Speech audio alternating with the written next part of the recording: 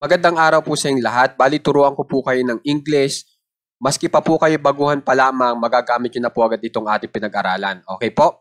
So, ang ituturo ko po sa inyo ay itong salitang smiled, na sa Tagalog ay ngumiti. At saka po itong tamang pag-English po ng sa akin, pag ginamit natin yung smiled. Sa akin, at me. Sa kanya, kung lalaki yung sa kanya, at him. Kung babae, para sa kanya, at her. Okay po? Pag sa kanila, at them. Pag sa iyo, at you. Pag gusto nyo pangalanan yung tao, kay Darna, at Darna. Kapag sa amin naman, at us. Okay? So, pipili lang po kayo ng isa dito sa I smiled hanggang dito sa Teresa smiled. Pagkapili nyo ng isa dyan, saka nyo isusunod yung dito sa pangalawang pamimilian. At isa lang din po yung pamimilian nyo. Halimbawa po, ito. Ngumiti ako sa kanya. Para ma-English natin yan, gamitin lang natin itong pattern na ito. Yung ngumiti ako, I smiled. Tapos yung sa kanya, kung babae yung nginitian ko, edi itong at her ang gagamitin ko. Pagsamahin lang po natin yung mga English na salita.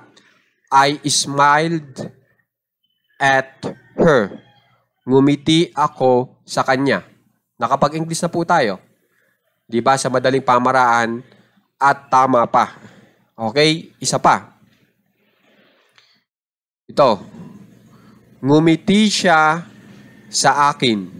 Kunyari po yung babae ngumiti sa akin. So pag English ko yon, itong ngumiti siya sa akin, syempre pag babae para sa siya ay she, pag lalaki he. So itong she ang gagamitin natin kasi yung babae ang ngumiti. Babae po ang ngumiti, okay? She smiled at me. Ngumiti siya sa akin. Nakapag-English na naman po tayo ng tama, gamit po itong smiled. At saka po itong mga object pronouns na may kasamang preposition at. Okay? So, sana makikipractice po ng maigi itong leksyon natin. Okay? Kasi habang araw-araw na napapanood nyo itong leksyon natin, na-exercise po o na-ensayo yung inyong pag-iisip kung paano ba ang tamang kombinasyon ng mga salita pag tayo po ay gumagawa ng English sentence. Okay? At saka ano ba ang ginagamit na preposition?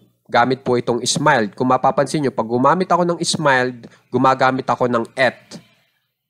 Pwede po yun. Okay? Yan po yung mga gusto kong ituro sa inyo.